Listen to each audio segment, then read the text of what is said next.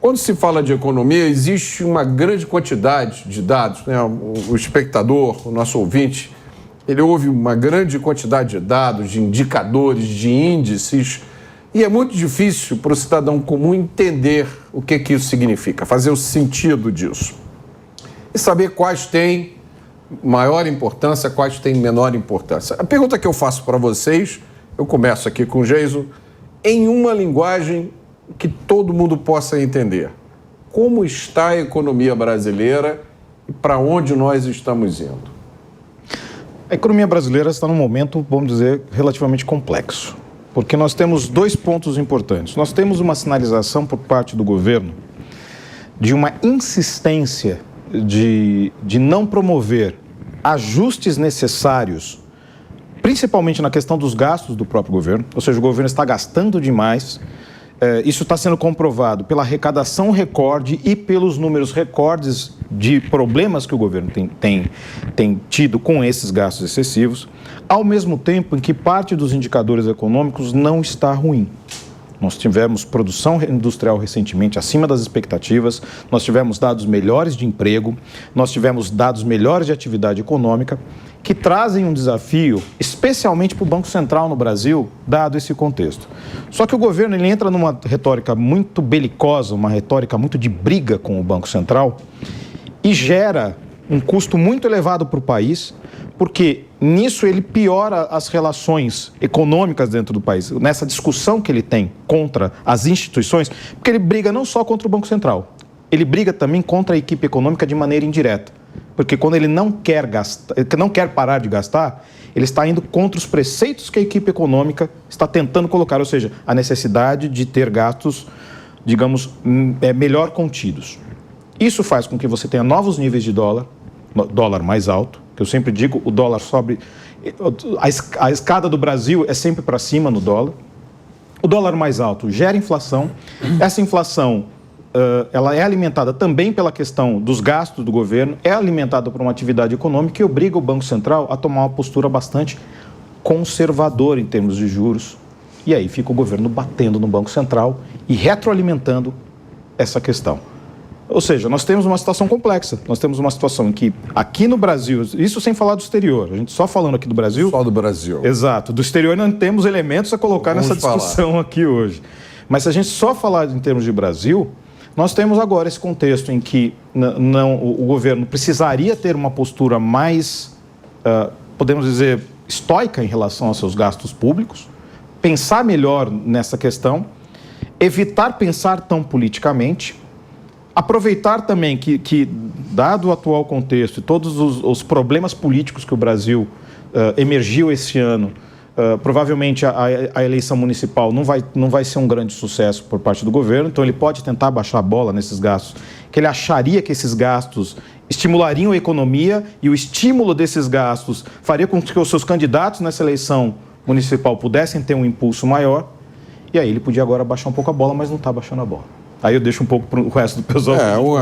Porque eu falo, é uma situação complexa. É um embate entre objetivos políticos, geralmente de curto prazo e de caráter eleitoral, com objetivos de Estado estruturais. Roberto, qual é a sua... Veja, eu concordo absolutamente com o que o Jason falou, por exemplo, é um cenário complexo. Agora, é importante a gente explicar, por exemplo, que nem Mota, você colocou, como é que isso afeta o dia a dia da população. Por exemplo, alguém fala, não, mas eu estou com problema com a dívida pública, o que eu tenho a ver com a dívida pública? Existe uma coisa em economia chamada efeito deslocamento. Se você gasta demais, a coisa é simples. É a mesma coisa que uma economia familiar. Se você gastar demais, o governo gasta demais, como é que ele vai pagar essa dívida? Ele vai emitir moeda. Não faça isso, quem fazia era a Argentina, pelo amor de Deus. Isso gera inflação.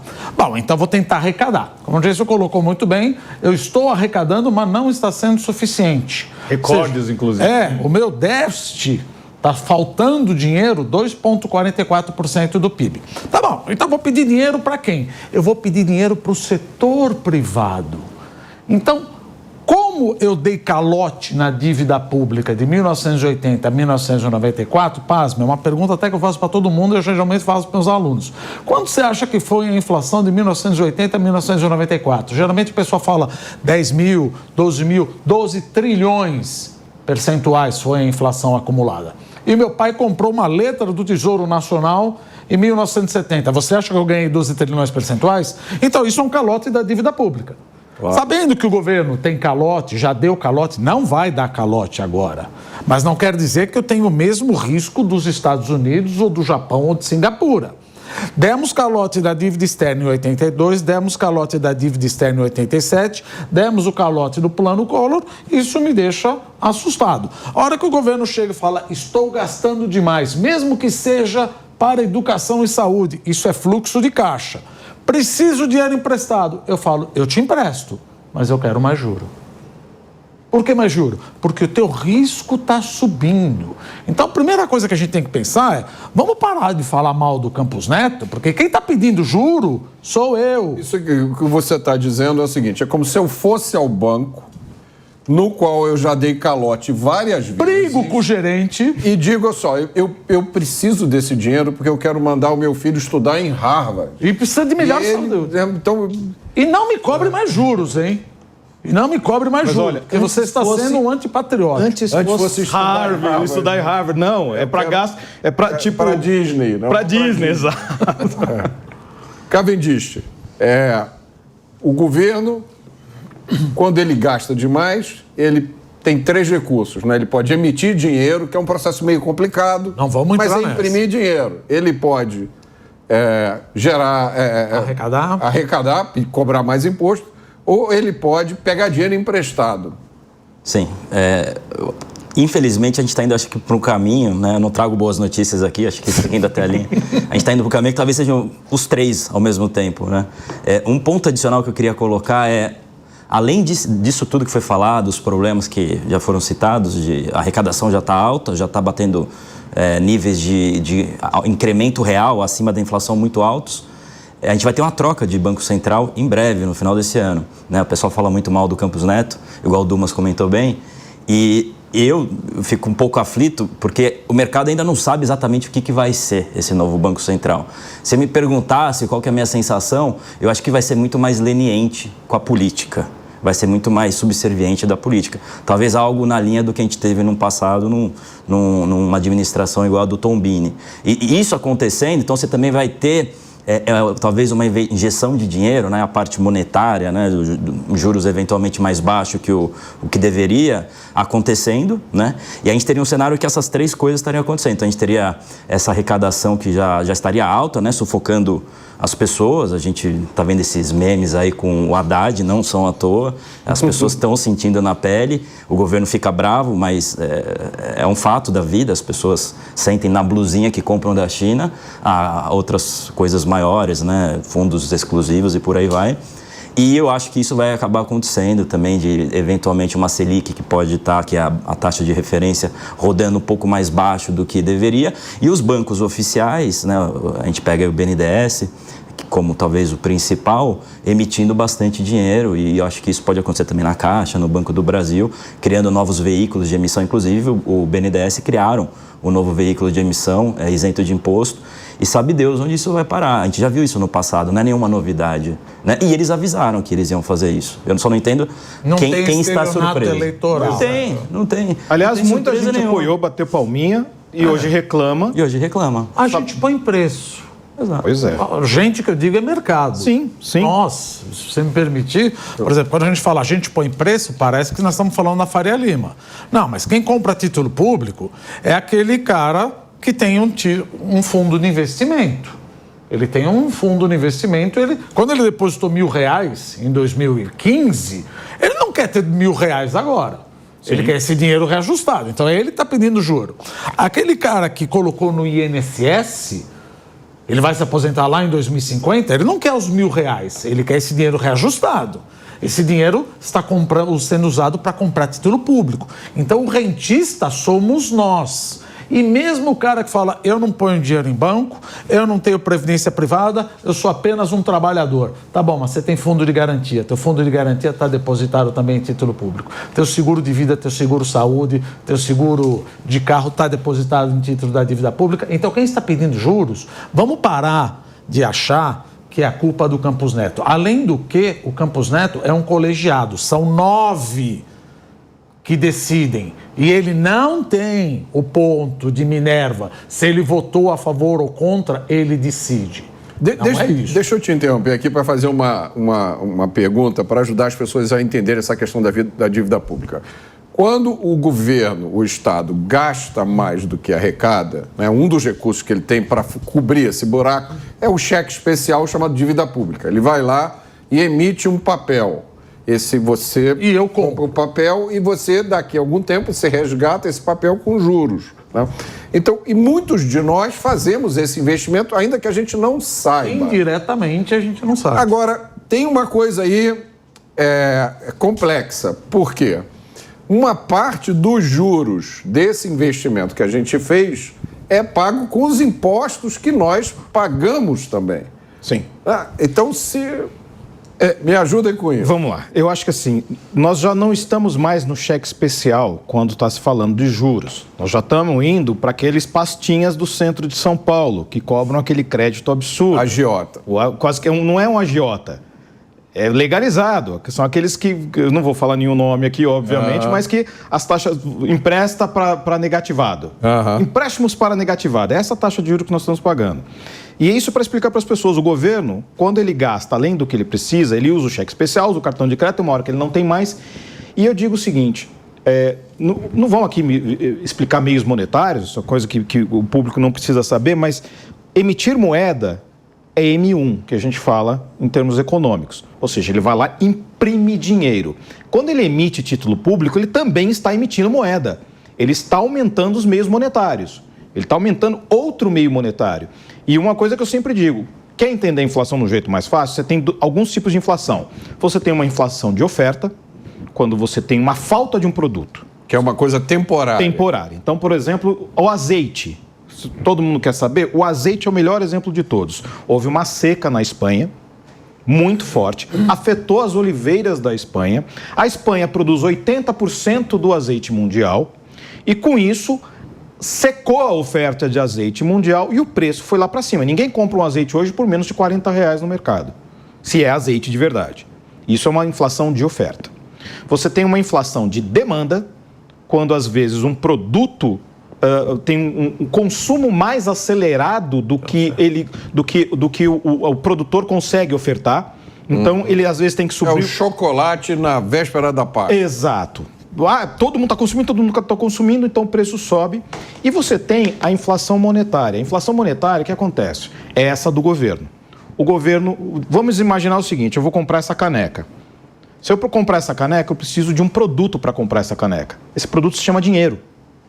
Ele é um produto como qualquer outro. E ele tem um valor. Antigamente, eu podia trocar esse anel por essa caneca.